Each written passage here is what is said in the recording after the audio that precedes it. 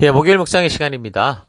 교회는 삶에 재미를 주는 게 아니라 의미를 주는 곳이다. 교회는 삶에 재미를 주는 곳이 아니라 의미를 주는 곳이다. 자, 이런 제목으로 오늘 묵상 또 나누겠습니다. 우리는 29장을 통해서 하나님께서 당신의 진실한 마음은 이렇게 전쟁과 고통에 시달리는 재앙이 아니라 살아계신 하나님의 자녀된 성도들이 순종으로 누리는 평안, 그로 인해서 미래에 하루하루 벌어질 일에 대한 기대와 소망이 넘쳐서 매일 아침 기쁨으로 눈을 뜨는 거다라는 걸 알았습니다. 그래서 하나님은 그런 미래의 소망을 가지는 삶을 사는 방법으로 다른 게 아니라 이미 하나님이 신안에서 맺었던 그 언약을 따라 마음을 다하고 성품을 다하고 힘을 다하여 그 하나님을 사랑하고 그 말씀의 가치대로 살아가는 것이다 라고 말씀해 주셨던 이것도 우리가 묵상을 했습니다. 그래서 이제 이미 남유다 백성들의 돌이킬 수 없는 잘못으로 나라는 지금 패망에 이르게 되는데, 그렇게 댐이 터져버리듯 터진 것을 막는 게 아니라 이 터진 댐을 떠뜨리고 다시 온전하게 새로운 댐을 쌓는 것이 모든 것을 바로잡는 방법으로서 하나님께서 지금 70년 포로 기간을 보내게 하셨는데, 이 70년의 시작이 남유다가 완전히 패망하는 그 시드기야 왕 이후가 아니에요. 그 70년 포로 기간의 시작은 언제로 잡았냐면 바벨론에 의해 처음 침략을 당하고 처음 포로로 잡혀갔던, 그러니까 다니엘에 잡혀갔던 그 1차 시기 때부터 하나님은 70년을 이렇게 계수하는 거를 이제 나중에 좀 살피다 보면 알게 될 겁니다. 자, 그렇다면 남유다 몰락의 시기로 보면 벌써 1차, 2차로 포로 잡혀가던 그런 시기로 볼 때 하나님의 이런 징계 시간은 아직도 한참 남아있는 상황이었잖아요. 지금 계속 경고가 있는 거지 끝장난 게 아니거든요. 그래서 그 시간들을 통해 철저히 자신들의 잘못을 깨닫고 바른 말씀의 가치로 무장되고 돌아서야 됐었는데, 이런 시기에 살던 사람들이 하나님의 말씀을 듣는 게 아니라 사람들의 마음을 유혹하는 긍정의 말을 하는 거짓 선지자들에게 그 하나님의 분명한 뜻을 완전히 왜곡하는, 그거 잘 될 거다, 하나님 곧 우리를 포로에서 해방시킬 거다, 이런 식의 달콤한 거짓에 지금 빠져 있었죠. 자, 하나님은 백성들로 하여금 이 모든 것을 수습하실 수 있는 70년의 시간 동안 그 잡혀간 이 바벨론에서 잠잠히 하나님의 역사를 바르게 보고 참된 신이 누구며 하나님께서 말씀하신 것이 얼마나 정확하게 이루어지고 있는지를 알아서 그 오직 하나님과 언약했던 그 자리로 돌아와서 다시 그곳에서 열방의 하나님을 알는 제사장이요 거룩한 백성이 되게 하려고 하시는데, 그것을 방해하며 거짓 증언하는 사람들이 있었고, 그래서 하나님께서는 그들을 심판하시겠다 말씀하셨고, 이미 그로 인해 심판받은 사람도 있었죠. 자, 그래서 계속해서 30장, 31장을 보면 대부분의 선지자들이 보여주듯이 그렇게 이제 약속을 어기고 다 무너져가는 사람들이 다 흩어져가 버렸잖아요. 그러니까 그렇게 되면 하나님과 언약한 백성들이 다 없어진 거잖아요. 그런데 그런 상황과 환경 속에서도 하나님이 끝까지 하나님의 약속을 믿고 걸어가는 그 남은 자들을 향한 그들과 이루실 하나님의 계획을 말씀해 주십니다. 남은 자들과 함께 행하실 그 하나님의 미래의 계획, 남은 자들이 받을 복.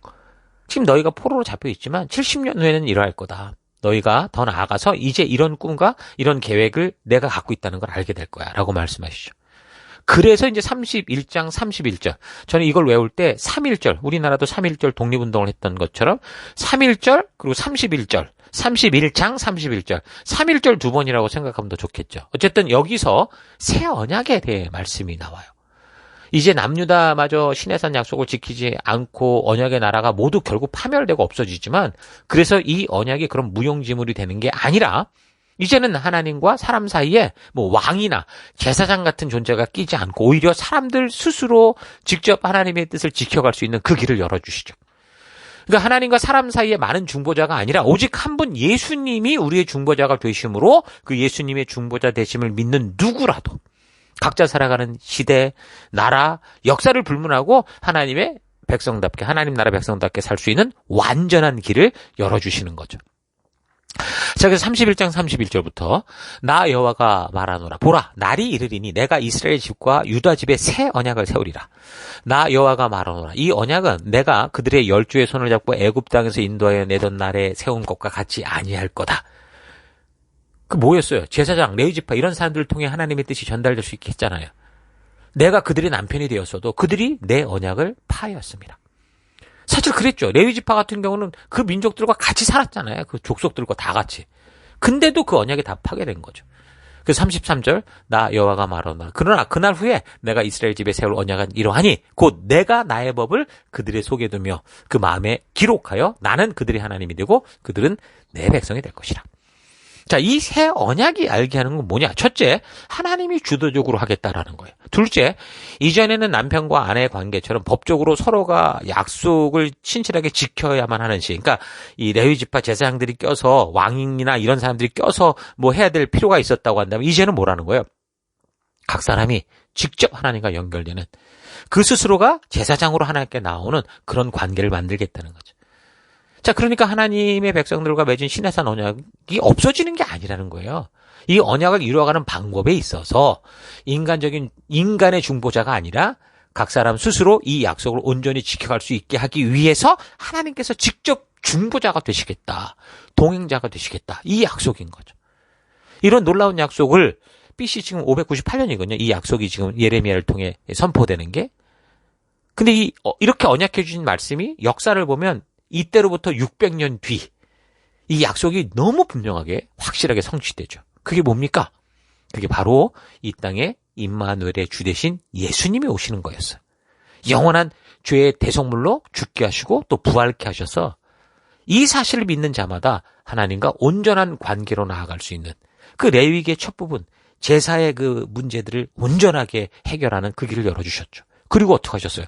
성령 하나님을 보내주셨어요. 진리의 영을 보내주셔서 하나님이 직접 말씀해 주신 이 말씀 속에 있는 이 하나님의 뜻을 알게 하는 역할을 하셔서 그래서 믿는 사람들로 하여금 뭐 어느 시대 어느 민족 속에서든 영원한 하나님 나라 백성으로 살 수 있게 하는 이 놀라운 하나님 나라를 완성하신 거예요.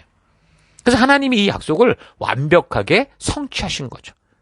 우리 지난주일 부활절로 지켰는데 그 의미가 바로 이거였다고. 이 약속의 성취가 바로 부활절인 거예요. 바로 여기 예레미야 선지자를 통해 약속했던 그 일이. 그래서 이번 부활절은 참 저는 의미 있다고 생각을 합니다. 우리가 또 이런 이 절기가 있다고 해서 뭐 이 행사하고 이렇게 보내는 게 아니라 늘 성경을 계속 어떤 일이 있어도 주일날에는 역사를 따라 살피는데 어떻게 딱 이렇게 부활절과 그 부활절의 의미를 말씀하셨던 이게 딱 맞아 떨어지는지 너무너무 정말 놀랍고 감사했죠. 우리가 이런 걸 통해서 이런 의도를 알아요. 부활절을 그냥 즐기고 뭐 휴일이고 이렇게만 아는 게 아니라 이런 역사로 인해 결국은 예수님이 이 땅에 오셔야 했고 이렇게 죽으셔야 했고 이렇게 부활하셔야 되는 거였구나. 그것이 성취된 날이구나. 이걸 알아야죠. 그래서 이 새 언약의 약속대로 이제는 성도들이 뭐 왕이나 제사장, 그러니까 목사나 리더들의 영향을 받는 게 아니라 예수님께서 하나님이 보내신 새 언약이 되신다는 거. 그래서 하나님과의 관계가 그를 믿을 때 회복된다라는 이 믿음을 가지고 스스로 하나님께 나아가서 하나님이 직접 그 믿음으로 살고자 하는 백성들과 맺은 이 신화선 언약, 하나님 백성답게 살아가는 도리를 따라서 이 열방 어느 민족 어느 족속 어느 국가 속에서든 영원토록 하나님의 자녀다운 하나님 나라 백성다운 왕 같은 제사장으로 우리는 살아가야 되는 거예요. 이게 새 언약의 약속이고 이게 새 언약의 성취라는 거. 이것이 바로 여러분과 제가 새 언약 백성으로 살아가는 방법이라는 거 잊지 마십시오. 역사적 상황을 보면 모든 것이 다 파멸돼가는 그런 시기였잖아요. 몰락의 시기였는데 하나님은 오히려 이렇게 하나님 나라를 이루어 가실 더 큰 꿈과 소망을 우리에게 준비해 주신 겁니다. 그래서 예레미야서는 얼핏 보면 부정적이고 뭐 절망과 파멸의 얘기로 꽉 차 있지만 예레미야를 부르실 때 말씀하신 것처럼 1장 10절 보라 내가 오늘 너를 여러 나라와 여러 왕국 위에 세워서 네가 그것들을 뽑고 파괴하고 파멸하고 넘어뜨린 이렇게 하겠다고 한 이거를 하실 뿐만이 아니라 또 너무나도 분명하게 이어지는 약속. 하나님 나라를 건설하고 그 백성들이 어디서든 하나님 나라 백성으로 살 수 있도록 하는 하나님 나라의 씨를 심는 작업을 또 신실하게 행하신 것이죠. 자, 이런 새 언약의 약속된으로 우리가 된 것이 백성된 것이 바로 여러분과 저다. 성도다라는 사실 잊지 마시고 이 시대 속에서 진정한 새 언약 백성다운 삶을 살아가는 우리가 될 수 있기를 바랍니다. 자, 이런 얘기가 시드기야 왕 통치 초기의 이야기라면 이제 이후 3년 정도가 지난 시간의 이야기가 이제 23장에 나오는데 하나님이 이렇게도 분명하게 당신의 뜻을 그 백성들에게 말씀하시고 나아갈 바를 알게 하시는데 그런데 보니까 여전히 거짓 선지자들이 판을 치고 있는 걸 볼 수 있습니다. 그래서 23장에는 거짓 선지자가 항상 하는 말이 뭐 몽사를 얻었다, 꿈을 꿨다, 내가 꿈에 계시로 봤다, 하나님의 음성을 들었다, 우리는 평안하다, 재앙이 임하지 않는다, 이런 소리를 해야 되니까 하나님께서 이제 그런 사람들을 이 거짓된 것들을 다 내쳐버리겠다 말씀하시죠.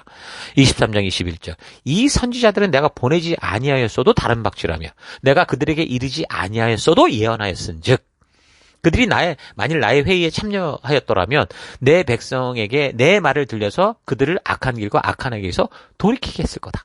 그러니까 그들이 만일 나의 회의에 참석했더라면 뭐예요? 그러니까 하나님의 계획, 하나님의 의도, 하나님의 뜻을 정확히 알았더라면, 그러니까 이 성경과 역사를 통해 하나님의 이루시는 그 하나님의 마음을 알았더라면, 하나님의 뜻이 보이고 하나님이 서기하는 것과 그렇지 않은 것들, 지금 이 쭉정이를 걷어내고 알곡을 고르는 게 분별이 돼서 지금 현실에 잡힌 이 복잡한 환경과 상황 속에서도 그 시대와 유행에 따라 흘러가는 게 아니라 분명한 길이 보였을 거다, 이 얘기를 하는 거죠.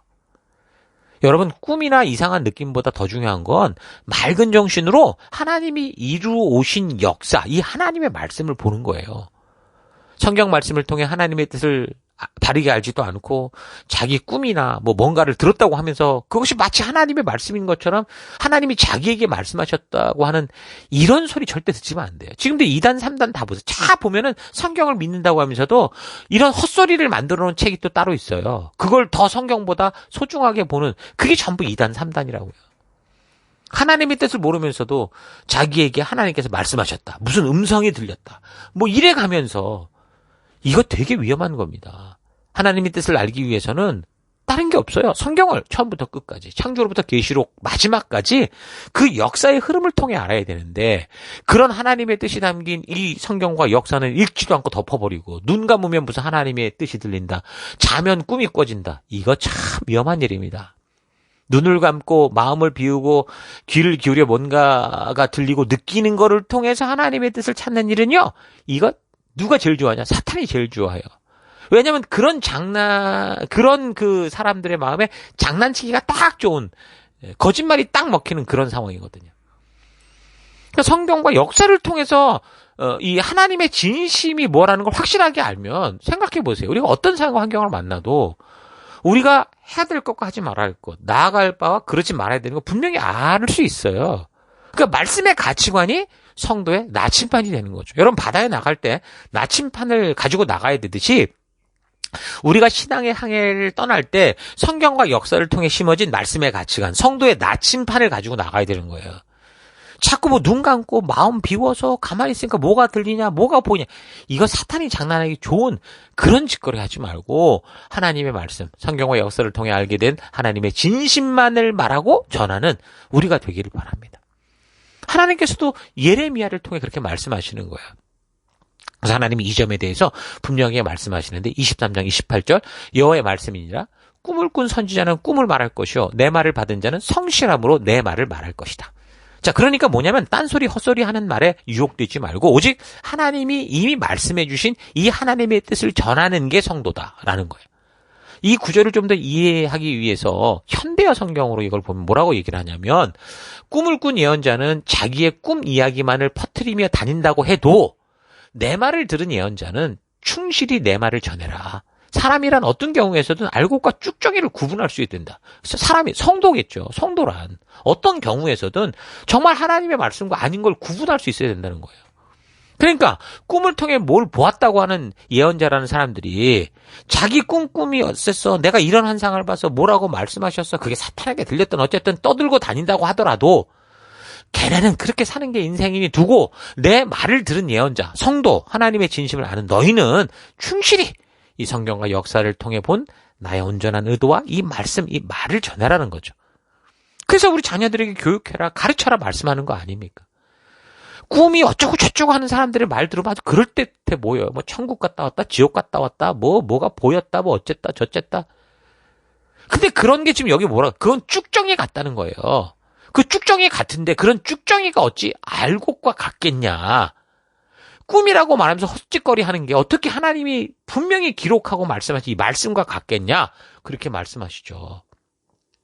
그러니까 성도는 성경을 통해, 바른 선지자를 통해 전달받은 하나님의 뜻을 통해 어떻게 알고과 쭉정이를 구별할 수 있어야 된다는 거예요. 쭉정이는 소리만 요란하고 실속이 없죠. 그러니까 하나님의 말씀에 바르게 기초를 두지 않는 허풍 떠는 사람들의 이야기는 절대로 그들의 말처럼 되지 않는다는 거예요. 무성해 보이는데 가니까 아무것도 없어요. 무화과 열매가 하나도 없는 거예요. 그래서 그 선포되는 말들이 진짜인지 아닌지의 중요한 기준은 바로 열매라는 거죠. 저들이 말한 것처럼 그렇게 되느냐, 이거 보면 안다는 거예요. 그런데 그렇게 되어 보이는 것처럼 그런 보이는 현상도 있는데 그것도 이게 정말 하나님의 말씀에 근거한 거냐라는 걸 분명히 알 필요가 있습니다. 저는 태어나서부터 교회 안에서 자라왔기 때문에 다른 걸 전혀 경험한 적이 없어요. 그래서 이제 교회 안에서 생기는 신유와 치유와 이런 것들에 대해서 굉장히 이건 우리 하나님만이 해줄 수 있어라는 그런 믿음을 가지고 이렇게 지금까지 지내왔는데 지금 이거 보다 보니까 나중에 이제 뭐 이렇게 목사가 되고 뭐 그전에도 이렇게 저렇게 보다 보니까 이게 이런 현상이 우리 교회 안에서만 벌어지는 게 아니더라는 거예요. 저기 힌두교, 쿤달리니, 이슬람이니, 심지어 불교니, 어디, 남녀 호랭객교, 이런 데서 어떤 사람이 예전에 거기서 치유받아가지고 거기를 절대 떠나지 않는 사람 봤거든요. 그러니까 혼란이 오는 거죠. 그러니까 다른 말로 말하면 그게 하나님으로 말미암은 분명한 역사가 있을 수 있는데 근데 그걸 가지고 하나님의 것이다라고 증명할 수는 없다라는 건 분명히 인정해야 되는 걸 깨달은 거죠. 이미 역사적인 부분을 통해 살핀 것처럼 바벨론이 BC 601년 바벨론이 이집트를 침략해 오다가 오히려 패배한 적이 있었는데 그때 유다 내부에서는 예레미야는 바벨론으로 잡혀가는 것이 하나님의 뜻이라 계속 전하고 있었고 다른 사람들은 이집트와 손잡아서 싸워야 된다. 저렇게 잘 이기지 않냐. 이러면서 의견이 팽배한 어떤 대립을 이루고 있었죠.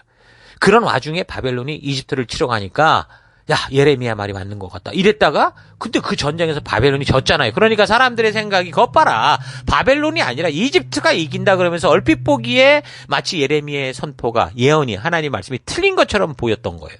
그래서 시드기야 왕까지 그런 바벨론을 배신하고 이집트 쪽으로 달라붙었죠. 그래서 결국은 하나님의 경고대로 예레미야 선지자를 통해 말씀하신 대로 남유다가 완전히 패망하는 길로 떨어져 버리고 말았던 겁니다. 말씀 믿어야 돼요. 선포하는 예언자들의 말이 과연 옳은지 아닌지는 그들이 선포하는 대로 되느냐 아니냐를 보고 알면 되는데 하나님의 뜻이 어떠한지를 바르게 알고 보는 안목이 있어야 돼요. 예레미야를 통해 선포되는 말씀대로 그 시대의 역사는 계속 진행되고 흘러가고 있었어요. 비록 바벨론이 졌다고 하더라도 그게 패망이 아니었거든요. 일시적으로 보이는 그런 현상 때문에 하나님의 말씀을 믿지 않고 하나님의 말씀에 역행하는 잘못된 선택을 함으로 말미암아 결국 이 남유다는 끝장나고 마는 겁니다. 자, 그러니까 성도는 결국 하나님의 말씀대로 이루어졌는지 아닌지를 보고 분별해야 되는 거예요. 하나님이 보내신 선지자든 거짓 선지자든 저들이 분명 어떤 말을 하게 될 건데 그들이 말한 말 중에 어떤 말이 실제로 역사 속에서 성취된 말이냐. 정말 하나님의 말씀에 어떻게 근거된 거냐. 이거 중요한 거예요. 실제 역사는 요시야 왕 때부터 예언하던 이 선지자 예레미야의 말 그대로 지금 역사가 흘러가고 있었어요. 그래서 하나님께서 말씀하시는 거예요. 24장 29절. 23장 29절. 여호와의 말씀이니라. 내 말이 불같지 아니하냐. 바위를 쳐서 부서뜨리는 방망이 같지 아니하냐. 그러니까 지금까지 살아온 역사를 봐라. 너희가 직접 봐라. 지금 역사가 저들이 꿈꿨다고 하는 꿈대로 가더냐. 아니죠.